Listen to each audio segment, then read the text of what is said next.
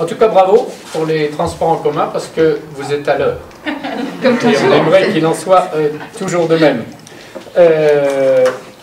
On fera la synthèse un petit peu de tout ce que vous entendez. Il y a une question qui a été posée. Est-ce que vous disposerez des slides? La réponse est oui. Oui. Donc on vous donnera les précisions comment les récupérer. Alors, nous allons poursuivre avec Madame Faure, qui présente, présidente de Rue de l'Avenir.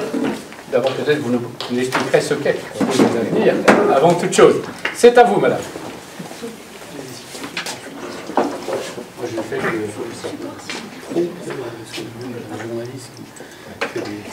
c'est quel support? C'est quel support? C'est un PTT ou un PDF? Non, c'est un PDF. C'est peut-être PDF? C'est... Non. Non, c'est pas ça. C'est Codir. Oui, non. Deux fois, elle est envoyée. Ok. C'est M... Non, ça c'est Marc. C'est peut-être ça. PT peut-être. Regardez, on verra bien. C'est ça? Non, non, c'est pas ça. Ok. Ok. Ils sont ouverts déjà en bas. Déjà envoyé. Ils sont ouverts en bas. Oui, oui. Ben, je regarde. Pandémie et fort, non? Non, non. Non, on va sur la barre, derrière, on regarde sur la barre directement. Mobilité et santé. Ok, mobilité et santé. Alors, je vais aller sur le bureau. Ferme tout ce que tu as déjà utilisé. Ah, il est là. Attends. Ah, Voilà, c'est lui. Voilà. Okay. Alors, je reviens là. Est-ce qu'on pourrait avoir l'image entière? Oui, bien sûr. Ah ouais, parce que il y a un Je problème. ne le retrouve pas là. Pourquoi je le retrouve pas? Non, pourquoi je le retrouve pas? Ah ben, on ne sait pas, mais vous l'aviez trouvé. Non, parce qu'il était sur le bureau. Il est à la place de celui qui a fermé. C'est la pandémie. C'est là? Moi, je croyais dedans. Ah si, ok. Ah, suite, Il est là. Ah oui, d'accord. Ouais. Ok, donc là, je vais le faire comme ça. Vous voulez que je me mette à côté de vous pour changer les slides? Vous pouvez le faire? Je peux le faire moins que... Non, je serai vous, je la garderai à côté de vous. Okay. Je sais pas si vous parlez, mais il n'y a plus de son. Ah, oui, on est là. Vous nous entendez? C'est bon, c'est bon. Ouais, ok. on parle pas, on papote là. Voilà, on avait simplement des petits problèmes de slides. Alors, Dépassez-moi un petit peu devant l'écran. Voilà. Allez, alors, je m'appelle Anne Faure, je suis urbaniste et je suis actuellement présidente d'une association qui s'appelle Rue de l'Avenir, qui est une association qui est un peu un think tank en matière de relations entre urbanisme et mobilité, et puis qui fait aussi beaucoup d'éducation populaire, beaucoup de journées d'études, d'échanges et de soirées débats. Et actuellement, nous sommes bien évidemment confrontés à tous ces problèmes de mobilité et santé. Et je vais vous parler je vais vous parler de mobilité avec une perspective un petit peu différente, puisqu'il y a eu déjà beaucoup de choses qui ont été dites et des choses très intéressantes. Alors moi, je vais vous donner une perspective un peu plus sociologique.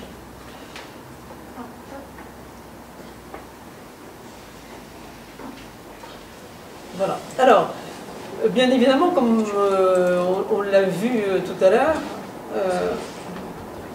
c'est bon là? Oui, c'est bon. oui, allez-y. Voilà.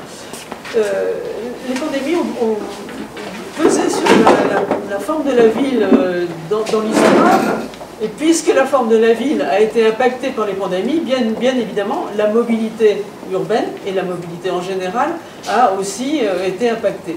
Alors, en fait, il y a eu plusieurs façons de fonctionner, c'est-à-dire qu'il y a eu les densités des centres urbains qui ont créé des formes de mobilité différentes. Il y a ce qu'on a appelé l'étalement urbain, c'est-à-dire l'augmentation de la surface des villes.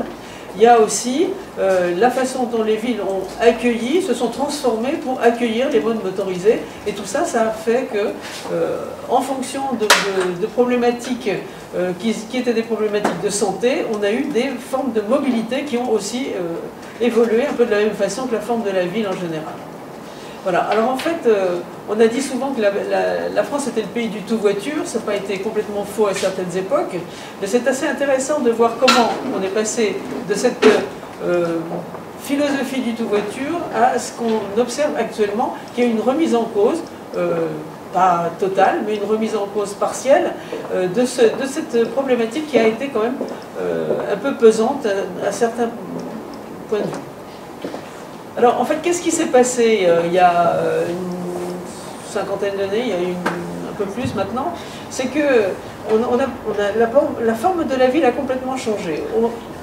La forme de la ville traditionnelle, c'était généralement un centre où il y avait toutes les fonctions urbaines qui étaient regroupées et l'habitat était autour, mais il y avait aussi une proximité de l'ensemble des fonctions, habitat, commerce, équipement commercial. Et il y a eu un éclatement de ces fonctions à partir du moment où, après la guerre, on a adopté ce qu'on a appelé l'urbanisme moderne.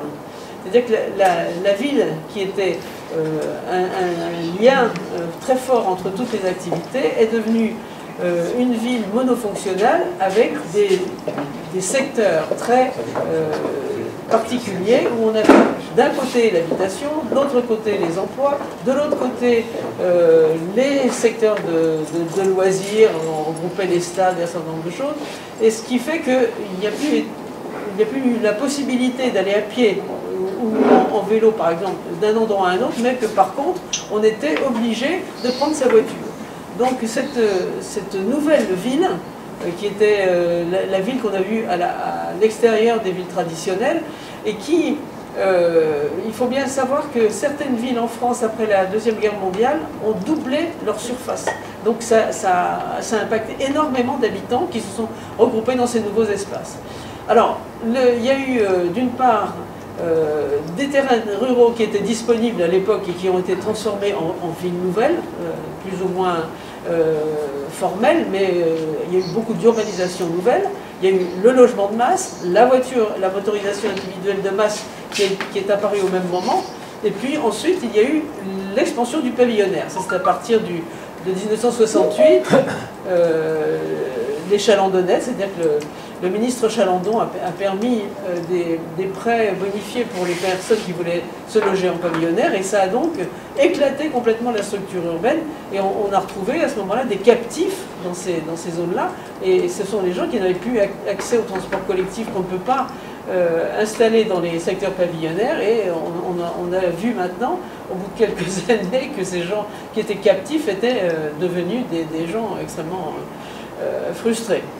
Et alors il y a eu aussi à l'intérieur des villes existantes un phénomène de destruction des villes. C'est-à-dire qu'il y a eu des autoroutes urbaines qui ont coupé les villes en morceaux, il y a eu des nouveaux quartiers qui ont été faits en rasant les quartiers anciens, et il faut dire aussi que le phénomène dont on parlait tout à l'heure, à savoir le dépeuplement des centres, il est parti aussi de cette époque-là où, avec l'étalement urbain, toutes les fonctions centrales des villes, c'est-à-dire le commerce, les équipements et un certain nombre de choses, se sont retrouvées à l'extérieur de la ville, et du coup, ça a vidé les cœurs de ville de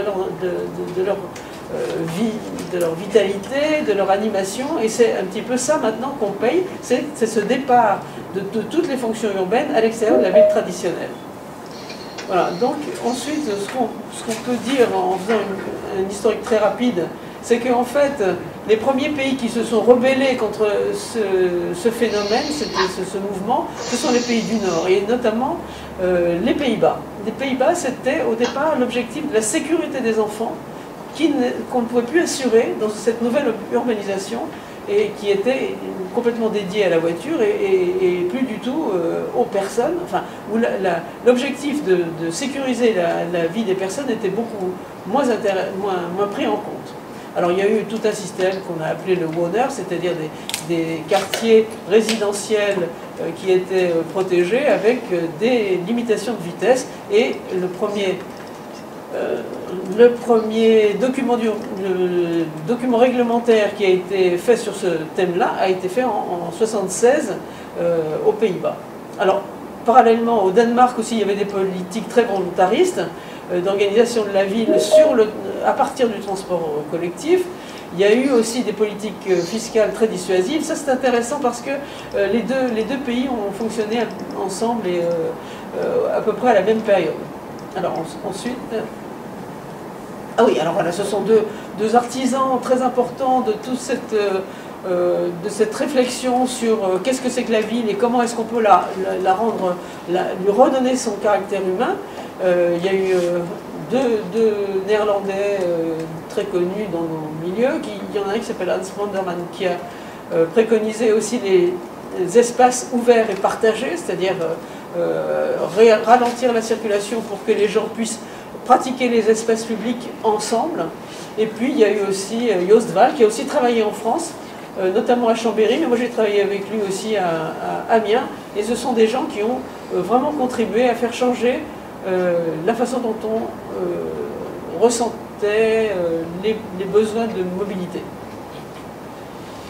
Alors les pays du Nord, il y a eu aussi la Suisse qui a été un modèle, puisque c'est eux les premiers qui ont préconisé que la ville soit réglementée non pas à 50 km/h mais à 30 km/h, en gardant les grandes artères à 50, et ce système de 30-50 devient petit à petit la norme européenne, puisque depuis quelques jours, par exemple, l'Espagne maintenant a décidé que tout son espace urbain serait réglementé à 30-50. Donc c'était le modèle suisse qui finalement a été pris en compte par l'ensemble des pays européens, et pas que. Alors il y a eu aussi le problème des zones de rencontre qui vient de la Suisse. Et en Allemagne, ça a été aussi les zones 30 qui sont parties de l'Allemagne et qui ont impliqué pas mal de pays européens. Alors, je voulais revenir aussi sur les modèles de ville qui ont été pas mal déployés à ces époques post-Deuxième Guerre mondiale. Notamment, on vient d'en parler tout à l'heure, il y avait Ebenezer Howard, mais il y avait aussi des études faites en Allemagne par le DIFU, le Deutsches Institut für Urbanistik, et puis d'autres modèles, comme par exemple Richard Rogers, quand il a fait son travail, le task force sur la renaissance de la ville, qui a repris aussi ce modèle de ville polycentrique.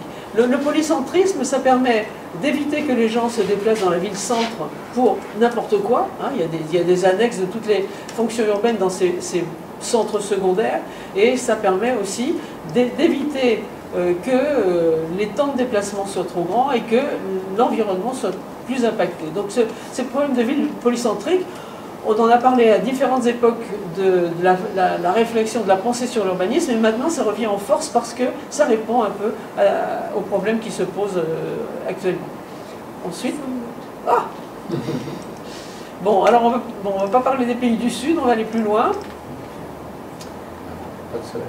Voilà, et alors je voulais reparler aussi de ce qui se passe en Île-de-France, parce que c'est assez intéressant de voir quel est le partage modal en Île-de-France. Il y a une enquête Global Transport tous les 10 ans, et il y en a une qui est en cours actuellement, mais on a déjà quelques résultats intéressants pour l'Île-de-France, uniquement pour l'Île-de-France. Alors ce qui est intéressant, c'est de voir que les déplacements de couronne à couronne augmentent considérablement. Par contre, les déplacements de Paris vers les autres couronnes restent stables. Ça veut dire qu'il y a une présence plus forte d'emplois dans les couronnes extérieures. Ensuite, ce qu'on observe, c'est qu'il y a moins de voitures et plus de transports collectifs. Enfin, ça, c'était avant la pandémie, bien évidemment. Et ça, c'est assez intéressant parce qu'il y a quand même presque 7 millions de déplacements en moins en voiture et presque 1 million de plus de déplacements en transport collectif en plus. Bon, donc c'est quand même une évolution assez intéressante en termes d'environnement. Ensuite, le grand gagnant de ces évolutions, c'est le vélo. C'est un tiers de plus qu'en 2010. En 10 ans, on a gagné beaucoup de déplacements à vélo. Alors, ce sont 90 000 déplacements en plus, pratiqués par des hommes, des actifs, beaucoup pour se rendre au travail, 40%, beaucoup plus qu'on imagine. Et évidemment, les champions, c'est la petite couronne, mais il y a quand même un quart des déplacements qui sont faits à Paris. Déplacement à pied. Alors ça, c'est la nouvelle qu'on n'attendait pas, c'est que la marche à pied en Île-de-France est le premier mode de déplacement. C'est le mode dominant à Paris. Les Parisiens sont très peu motorisés, puisqu'ils ont une offre de transport collectif remarquable. Mais cette marche à pied, elle connaît une forte croissance dans l'ensemble des secteurs, et notamment en petite couronne. Alors par contre, bon, la Covid a rebattu les cartes, on vient de le voir avec la communication de l'UTP qui était tout à fait claire à cette dans ce domaine. Les trajets à vélo qui commençaient à évoluer positivement ont complètement dégringolé et remontent maintenant de façon beaucoup plus constante d'ailleurs, c'est assez intéressant. Ensuite, ce qu'on peut dire, c'est que le transport collectif, on vient de le voir, a perdu énormément de part modale, mais bon, ça remonte doucement. On va voir effectivement quelle va être la suite des opérations. Next. Alors, par contre, ce qui s'est passé, c'est que le déconfinement a créé là une nouvelle partition de la voirie, c'est-à-dire que pour assurer la distanciation sociale, on a pris des mesures qui sont assez intéressantes parce que ça a permis de préserver la fonction restauration, mais ça a permis aussi de redonner de l'animation à certains quartiers, à certaines rues, de créer des espaces un peu différents.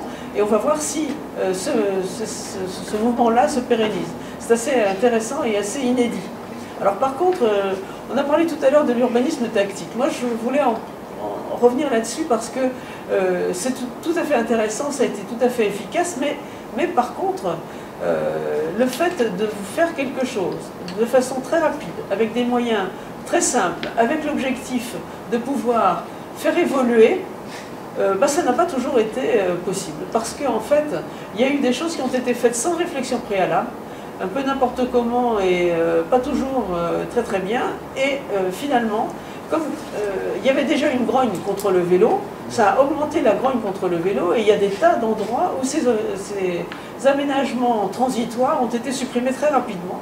Alors que le fait d'être fait de façon rapide aurait dû déboucher sur une modification, une amélioration du système et on n'a pas eu le temps de le faire. On n'a pas eu le temps de le faire parce qu'il n'y a pas eu de réflexion suffisante en amont. Alors je voulais revenir sur la marche parce que c'était la grande révélation du déconfinement. On a redécouvert le plaisir de marcher parce qu'on était très très frustrés de ne plus marcher. Donc dès qu'on a pu revenir dans nos quartiers, fréquenter le commerce de proximité, eh bien on s'est jeté dessus parce qu'on était très très contents d'être dehors. Alors on peut revenir sur ces apports de la marche parce que ça devient de plus en plus évident pour tout le monde. On parle maintenant de l'efficacité de la marche en ville, c'est-à-dire que c'est plus efficace que la voiture dans la mesure où on a un accès direct à tout, on n'a pas à se garer, etc. Donc la marche, c'est aussi un accès au transport collectif, ce sont deux choses complètement complémentaires. Donc la marche, c'est bon pour la santé, c'est bon pour la vie de la ville, c'est bon pour le commerce. Les gens qui marchent sont les meilleurs clients du commerce de proximité. Ça, il y a eu des études qui ont été faites là-dessus, et c'est tout à fait intéressant de voir que en réhabilitant la marche, en lui redonnant des conditions d'exercice faciles, on va aussi redonner vie aux centres-villes qui sont en train de mourir, comme on vient de le dire. Et ça, c'est quelque chose de très important. Alors, il faut aussi voir que dans les effets économiques de la marche, c'est-à-dire des effets indirects, c'est plus des effets directs comme on peut le voir par exemple sur le vélo, on construit des vélos, c'est pas les chaussures qui vont faire un apport économique de la marche, mais par contre, il y a des effets indirects, la fréquentation des commerces et la fréquentation aussi des espaces patrimoniaux. Le tourisme patrimonial, ça se fait à pied et c'est très intéressant parce que ça fait fonctionner les commerces locaux. Il y a aussi des services à la marche, comme par exemple des choses comme l'aménagement urbain, le mobilier urbain. Et avec l'application des théories hygiénistes, on gère l'ensemble de l'espace public de façon à protéger le sol, à envoyer toutes les eaux qui sont en surface dans ces égouts, et puis on commence, et c'est Rambuteau qui le fait, à mettre des trottoirs dans toutes les rues pour séparer la circulation, les différentes mobilités du piéton à qui on réserve un espace qui deviendra de plus en plus important. Sous Rambuteau, on perce aussi le boulevard de Strasbourg. En fait, les percées, c'était très simple. On dessinait une liaison entre, là c'est l'axe nord-sud de Paris, en direction de la gare de l'Est, on part du Châtelet, on trace une ligne droite, et on procède à des expropriations avec effectivement aidé avec un certain nombre de lois qui sont arrivées à ce moment-là. La loi d'expropriation pour cause d'intérêt public en 1841 et puis la loi du 13 avril 1850 sur le logement insalubre qui a aussi facilité les démolitions, reconstructions de la période haussmannienne. Aujourd'hui, on a 65% du bâti parisien qui est de type haussmannien, puisque ça s'est prolongé, les règles ayant duré presque 60 ans jusqu'à la Première Guerre mondiale. L'eau, les égouts, le sol, le logement, la mise en œuvre, ben on voit bien Eugène Belgrand, qui était le spécialiste du temps de Haussmann de ces égouts. Il réalise 500 km en 1870, mais pour l'anecdote, Thomas Crappers invente la chasse d'eau, et puis on vote le tout en égout. Et en 1945, un tiers des immeubles parisiens sont raccordés. Donc les préoccupations hygiénistes soulignent le problème des quartiers insalubres. Et on va le voir un petit peu plus tard, 60 ans après, puisque cette évocation historique s'arrêtera dans les années 30. On change aussi l'échelle des constructions qui se mettent sur le territoire parisien. Les halles de Baltard chassent un certain nombre d'immeubles insalubres qui sont démolis et autour des halles, on restructure le quartier, la ville se transforme. On est sous l'époque du préfet Berger qui précédera Haussmann. Et puis on voit bien que là on est sur l'ancienne enceinte de Charles V, Louis XIII, qui avait été démolie par Louis XIV, et là, on se dit, il y a 13 rangées, 11 rangées d'arbres. Ces 11 rangées d'arbres, on va quand même en démolir quelques-unes, on va créer un alignement, c'est l'image qui est en bas à gauche, et on crée ainsi le boulevard Beaumarchais à la place des fortifications, boulevard typiquement haussmannien, avec les premières constructions pendant la période haussmannienne, qui sont les constructions de 1850. Mais on a parlé de l'air, et bien on va parler de la lumière. Et donc certains architectes utopistes, comme Jean-Baptiste Gaudin, qui n'était pas un architecte, mais un industriel, il va exploiter le phénomène de la lumière. Et lui, il décrit sa croyance dans les éléments fluides de la nature que l'on ne veut pas saisir. Bien sûr, il parle du vent, mais tous les architectes du XVIIIe siècle parlaient du vent, de l'air, bien sûr. Et là, la lumière arrive dans ce débat. Donc, vous connaissez tous, bien sûr, le phanister de Guise, qui est un modèle de l'utopie sociale. C'est le projet social, avec l'eau. Il crée une piscine, une buanderie, une laverie, et la lumière pour assainir l'ensemble des bâtiments. Et les expositions au vent, les mouvements de l'air sont portés par les architectes du XVIIIe et la disposition des villes et la forme des bâtiments par ceux du XIXe, et on verra aussi tout au début du XXe comment la lumière est rentrée dans les travaux. Les politiques de grands travaux se poursuivent. Haussmann continue, on rase les taudis, les vieux quartiers, on crée les percées, on crée 560 km d'égouts, on a un projet global, bien évidemment, c'est-à-dire que petit à petit, la ville n'est plus regardée par des éléments disparates. Les services publics s'organisent, il y a une pensée globale, une vision globale sur la ville, et c'est ça qui est extrêmement important. Et on a un projet qui vise à unir les gares, ouvrir les vieux quartiers, organiser une grande croisée nord-sud, est-ouest, créer des jardins. Et on vise aussi à élargir ce territoire pour le dédensifier. Et c'est en 1860 que Paris annexe la petite banlieue, c'est-à-dire une partie des communes limitrophes à Paris. le tout à l'intérieur de l'enceinte de Thiers qui avait été créée en 1834 pour protéger Paris et qui n'a jamais servi, qui est devenu après la zone, on va le voir, mais il crée aussi un système de parcs, de jardins pour créer ce système d'espace vert. On pourrait dire aujourd'hui, il crée une trame verte sur l'ensemble de ce territoire en articulant les bois de Boulogne avec la ville.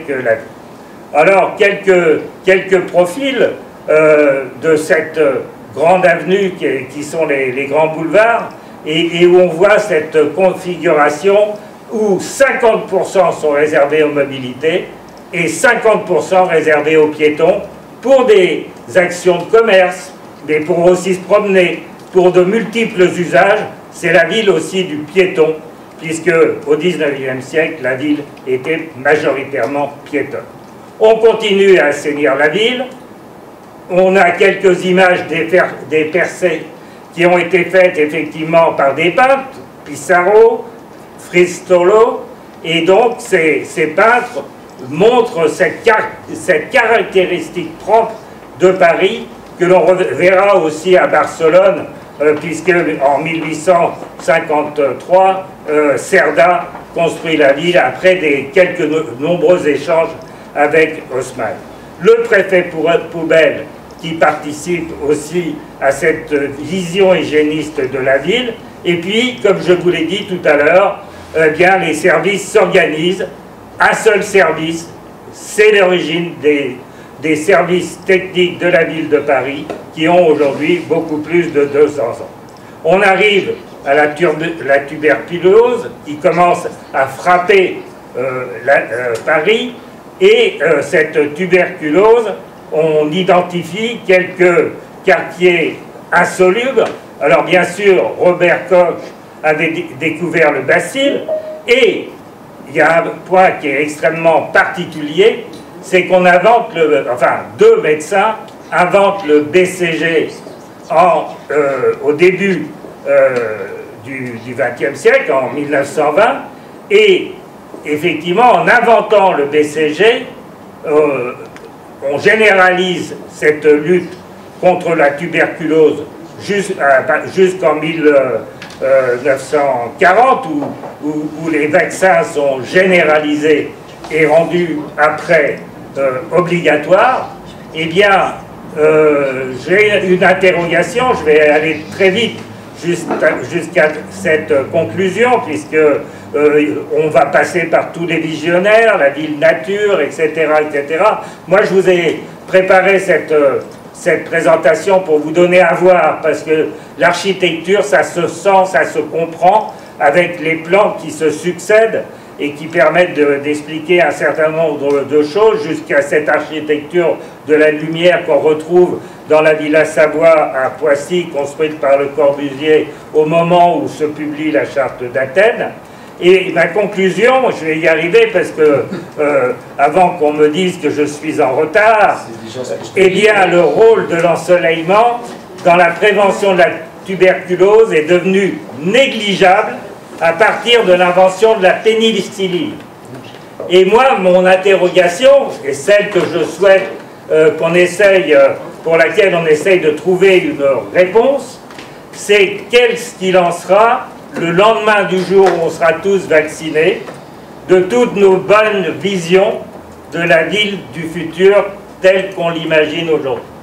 Merci beaucoup. Merci.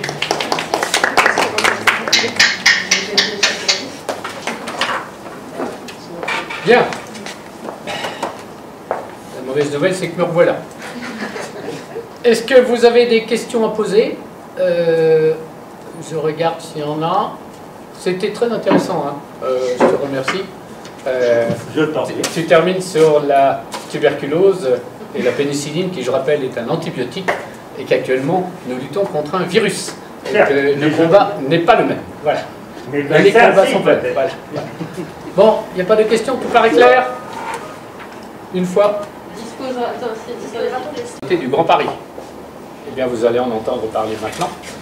puisque c'est Monsieur Madès. Madame, pardon. Madame Madès. Elle est là, Madame Madès? Oui, je suis là. Est-ce que vous m'entendez? Je vous entends, mais je ne vous vois pas. Ah, je vais mettre ma vidéo, ma caméra. Ah oui, je crois que ça serait bien. Est-ce que vous me voyez là? Eh bien maintenant, non seulement je vous vois, mais en plus je vous entends. Très bien, parfait. C'est à vous.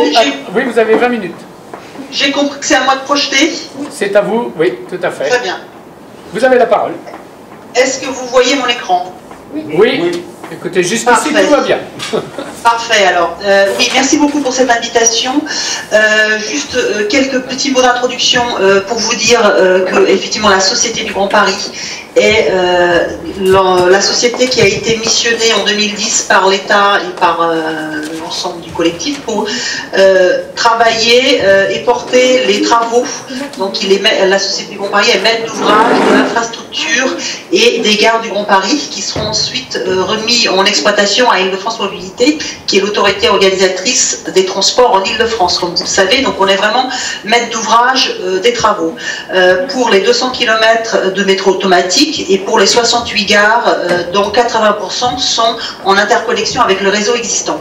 Ce que vous voyez à l'écran, c'est le Grand Paris, c'est ce trait bleu plus foncé, plus épais, qui est situé à l'horizon 2030 dans le réseau global francilien, pour vous montrer la densification et l'importance du réseau à terme, qui effectivement pose les questions et rabat la question de la mobilité différemment par rapport à aujourd'hui, à savoir que la quasi-totalité de la métropole sera largement desservie par une gare ou une station directement, et qu'une part importante des pôles tertiaires universitaires des grandes couronnes deviendront accessibles par la combinaison des modes actifs, c'est-à-dire la marche et le vélo. On en a parlé, on a parlé de la marche, je pense qu'on va parler du vélo tout de suite après, et des transports collectifs. Et on identifie qu'à l'horizon de la mise en totalité du réseau francilien, GPE y compris, 95% des métropolitains seront à moins de 2 km d'une gare, ce qui effectivement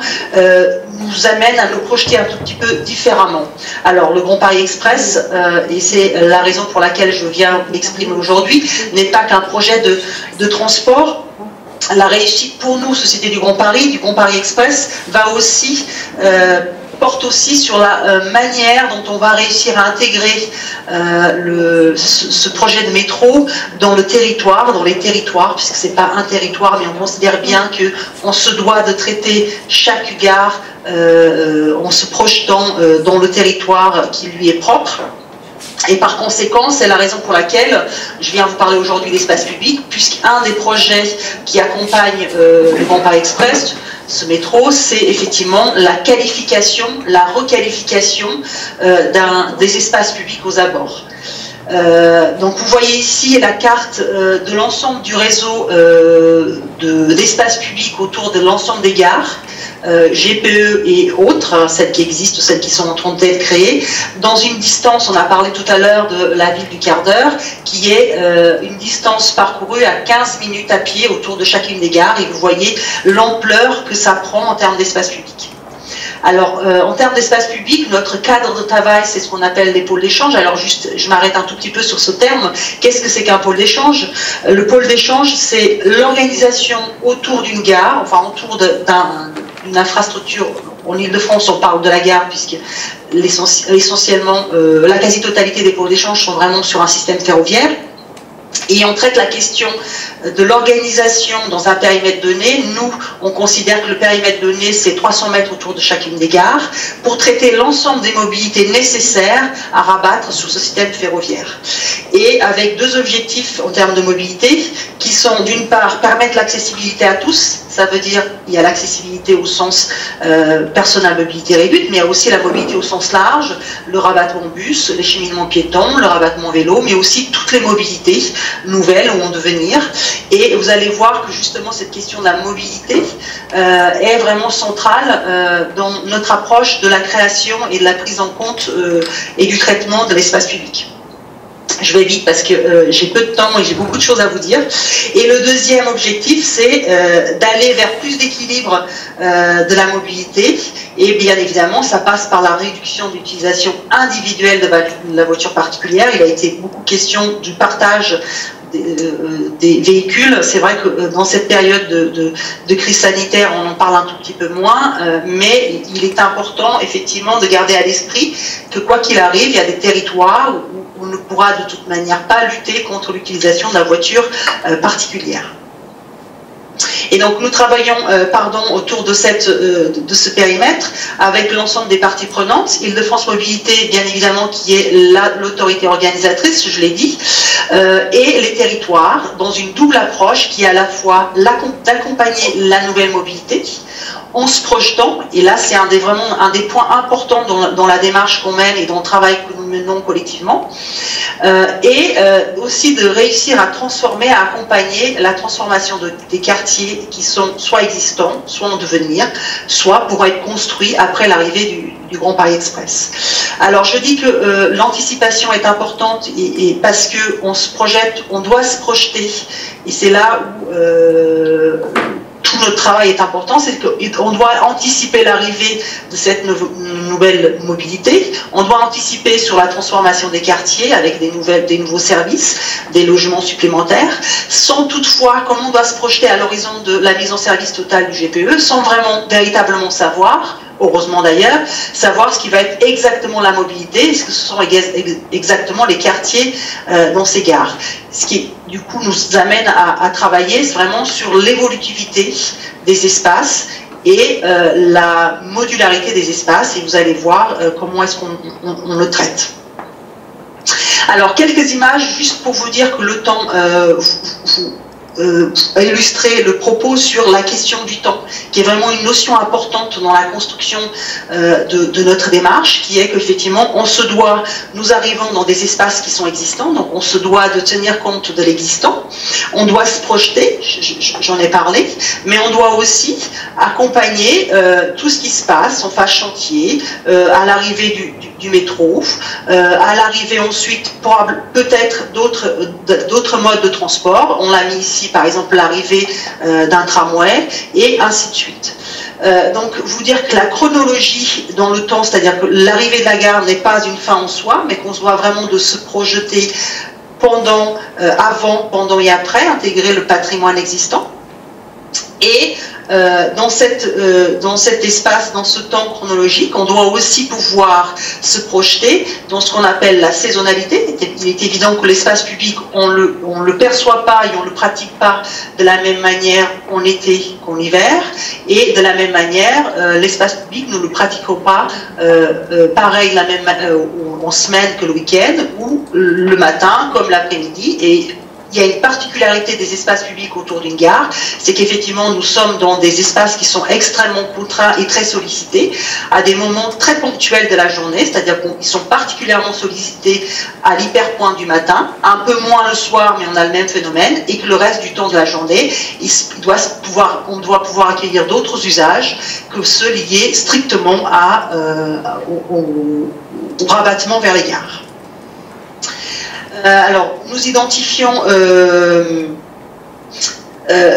quelques grands enjeux juste pour vous poser le cadre, qui est que, effectivement, concevoir des espaces publics intermodaux, ils doivent être capables de s'adapter, capables de faire face à des situations imprévues. La crise sanitaire en est une, et également se projeter dans l'urgence climatique, comme travailler sur la lutte contre les îlots de chaleur, permettre la biodiversité, et puis aussi travailler sur la notion il faut que ces espaces publics soient économes, à la fois en termes de ressources, mais aussi dans la gestion.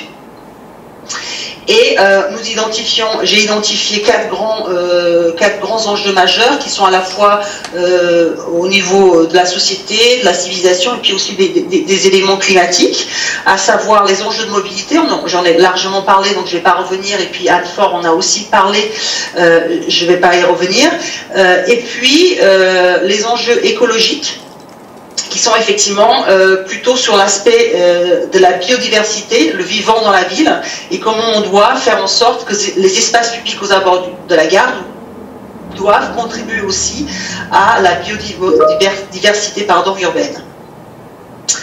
Et deux autres enjeux qui sont les enjeux climatiques, qui est comment est-ce qu'on questionne, par exemple, le confort atmosphérique dans l'espace public, en lien avec les changements climatiques. Et là, on aborde plutôt la question de l'apport de la fraîcheur par le végétal ou par l'eau, ou voire même la nature des sols, c'est-à-dire qu'un sol qui est perméable se comporte totalement différemment et permet des choses qui sont très différentes d'un sol qui est imperméable.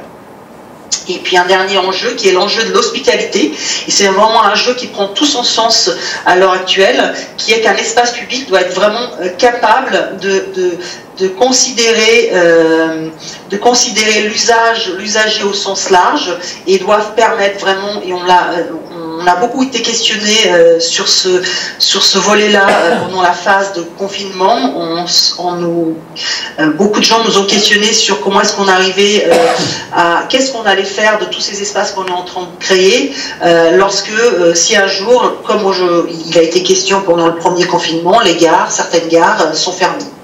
Effectivement, il y a la question de considérer différemment l'espace public, doit permettre aux usagers, aux habitants d'un quartier de pouvoir lire s'ils ont envie de lire, de pouvoir faire en sorte que les enfants puissent profiter aussi de ces espaces-là, différemment que aux heures de pointe du matin lorsqu'on vient prendre son train.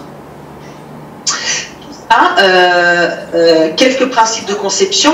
Tous ces éléments que je viens de vous décrire et notre travail a été consigné dans un ouvrage qu'on appelle Les Places du Grand Paris, qui a été édité en novembre 2019. Vous allez me dire, il est arrivé avant le confinement et avant toute la question de la crise sanitaire. C'est que beaucoup plus de consultations entre niveaux de gouvernement se déroulent aujourd'hui par rapport à ce qu'était la situation il y a encore 6 mois.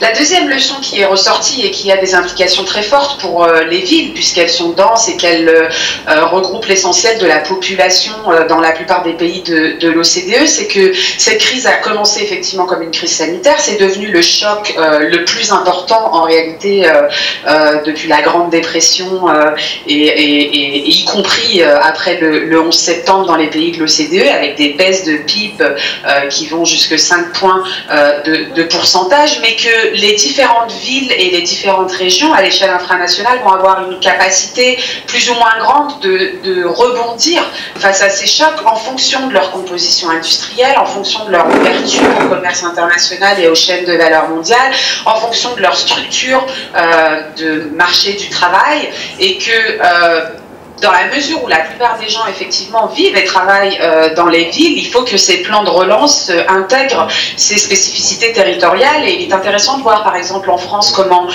des réflexions autour d'actions cœur de ville pour redonner un peu de peps à ces villes intermédiaires, j'y reviendrai tout à l'heure, ou même des programmes spécifiques aux villes de très petite taille gagnent aujourd'hui en appétence après ce qui a quand même été le siècle métropolitain en France et dans beaucoup de pays de l'OCDE.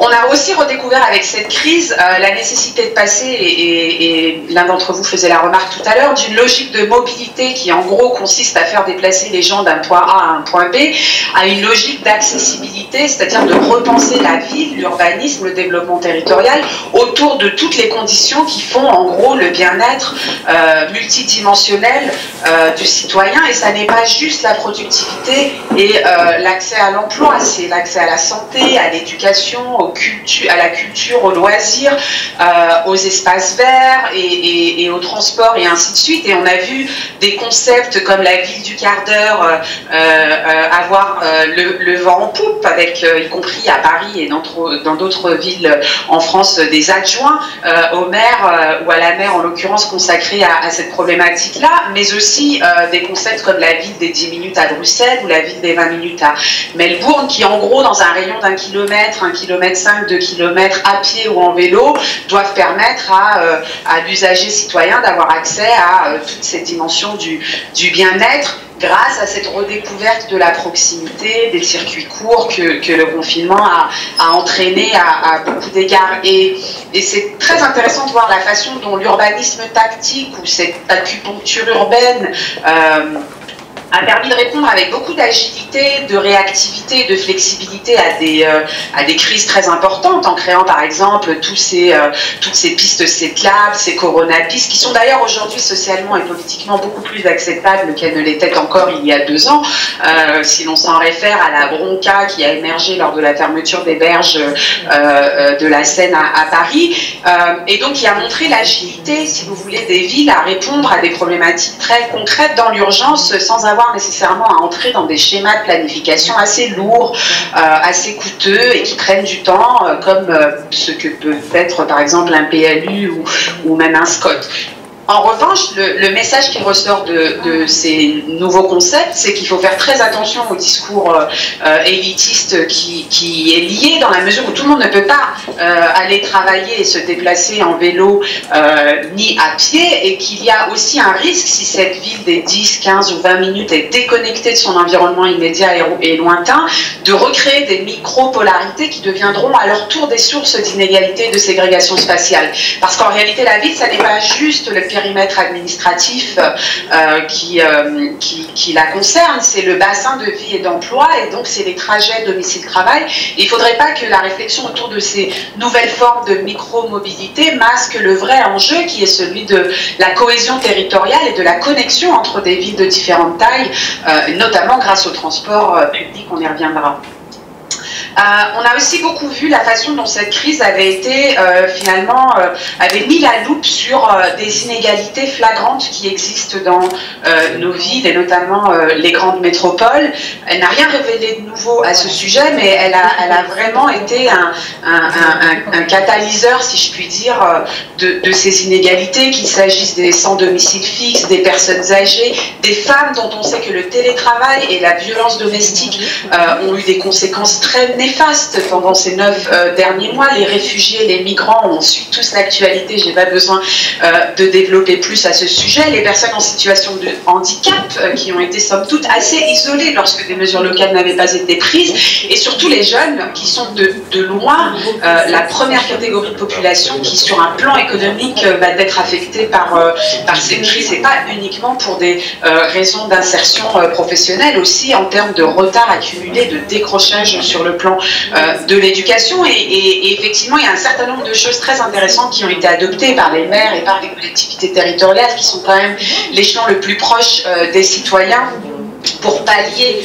ces carences et pour essayer autant que faire se peut d'atténuer les effets sur les plus vulnérables, qu'il s'agisse de la suspension d'éviction en cas de non-paiement de loyer, de prestations de services publics locaux spécifiques, de la mise à disposition de gymnases pour certaines catégories de population, et ainsi de suite. On a beaucoup entendu que la densité c'était un problème et qu'avec la crise de la Covid-19, on allait tous quitter les grandes métropoles, qu'on allait se mettre au vert, et finalement que c'était peut-être un peu la revanche, si ce n'est des campagnes et des zones rurales, pour le moins des villes de taille intermédiaire, et une partie du raisonnement est tout à fait fondée, puisqu'on a vu avec des annonces de sites immobiliers que la demande de maisons individuelles dans les 3 mois qui ont concerné et suivi le confinement avait fait un bond de 20 points par rapport à la même période l'année dernière. Est-ce que ça va se traduire par des changements structurels où vraiment on va prendre les bagages et aller s'installer en dehors de nos métropoles? J'en suis pas moins convaincue. Ce qui est certain en tous les cas, c'est que la densité à elle seule ne peut expliquer la pandémie ou la concentration des cas de la pandémie, et que ce que l'on appelle le premium urbain, à savoir les bénéfices qui ressortent de l'agglomération des personnes et des entreprises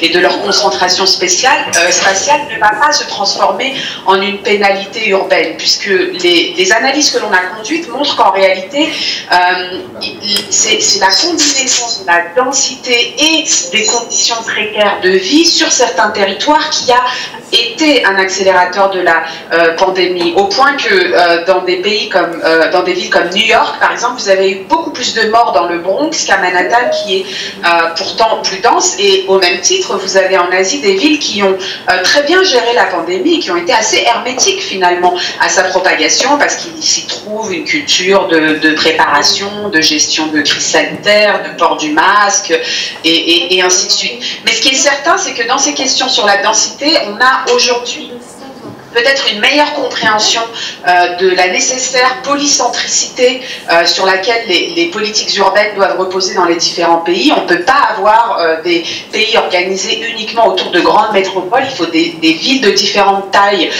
dans le cadre de politiques locales et nationales urbaines intégrées. Et finalement, les villes de taille moyenne, dans ce contexte-là, ont probablement une belle carte à jouer. On a aussi, et c'est une leçon très importante, découvert les avantages du télétravail. Et on a peut-être fait, et ça a des implications très concrètes sur la ville de demain, puisqu'on a peut-être fait en 6 mois ce qui autrement aurait pris une dizaine d'années. On a découvert que le télétravail, ce n'était pas forcément synonyme de baisse de la productivité. On a réussi, depuis la grande multinationale jusque la petite PME, à réorganiser, somme toute, assez facilement et avec beaucoup d'agilité nos activités du jour au lendemain. Alors évidemment, tout le monde ne peut pas télétravailler. Vous avez à gauche des indicateurs que l'on a produits à l'OCDE à l'échelle granulaire qui vous montrent les disparités régionales très fortes au sein d'un même pays. En France, par exemple, on estime que 40% de l'emploi s'y prête, mais vous avez 30 points de pourcentage d'écart entre la région Île-de-France, où vous êtes à un emploi sur 2, et la basse Normandie, par exemple. Donc en fonction de votre matrice productive, de votre équipement et ainsi de suite. Et puis au-delà de l'infrastructure numérique telle qu'elle, c'est aussi notre rapport au droit du travail qui va devoir changer.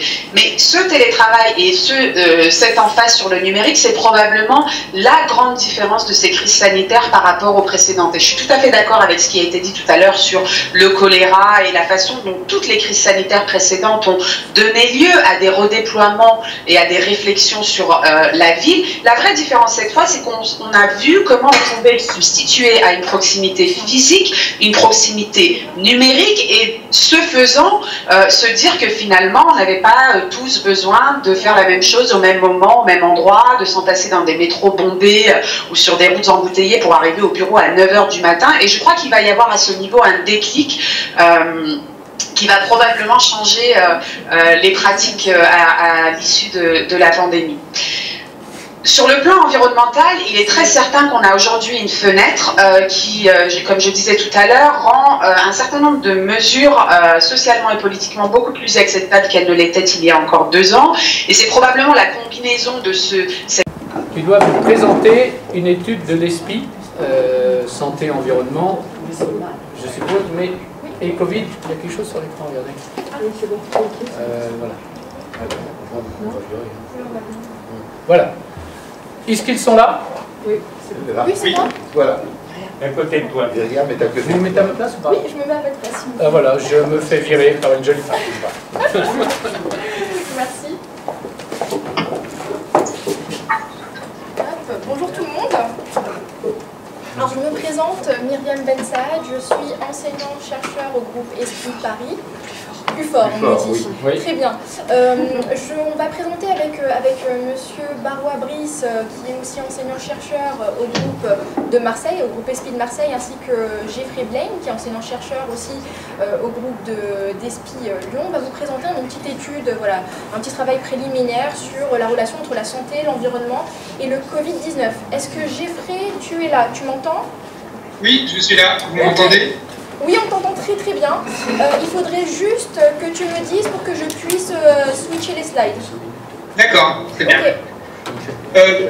Tout d'abord, je vais bien sûr vous introduire notre propos. Nous allons vous présenter donc, avec Brice et Myriam les réflexions que nous avons engagées spécifiquement autour des questions de santé, environnement et Covid-19 au sein du laboratoire SI2R. Excuse-moi, Geoffrey, c'est bon? Ça marche? Non, ça marche pas. 2 petites secondes. Il y a un problème technique ici. Alors, 2 petites secondes. Le problème, c'est qu'on voit les slides après. Oui, voilà, c'est pour ça. Ça va venir de là, je pense. C'est bien ce qui me semblait. Hop. Alors, 2 petites minutes, s'il vous plaît. Ou sinon, on va juste... Voilà. Est-ce que... on peut voir quand... Vous arrivez à voir? Il faut que tu mettes juste plein écran, je pense. Bah, j'ai fait en plein écran, regarde. Faut lancer diaporama. Ok. Est-ce que ça fonctionne? Non. Non. C'est toujours pareil. Ok. Parce que là, tu es en mode présentation. Paramètres d'affichage. Paramètres d'affichage peut-être. Alors, basculer en... Ouais, peut-être comme ça. C'est bon. Est-ce que c'est bien là? Non, ça ne change pas. Très bien. Alors, ce que je vous propose... Oui, mais il y a les notes. Alors, 2 petites secondes, s'il vous plaît. Alors, du coup, on va peut-être...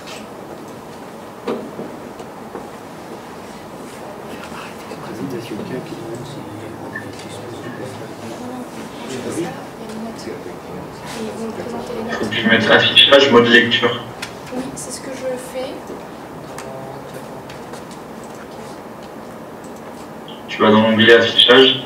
Bon, affichage, ouais. Et tu mets mode lecture, il doit y avoir. Ok. Est-ce que comme ça c'est bon? C'est bon. Est-ce que Essayez de changer les diapos. Hop. Est-ce que c'est bon? Ouais, c'est bon. Ok, c'est bon. Allez, c'est parfait.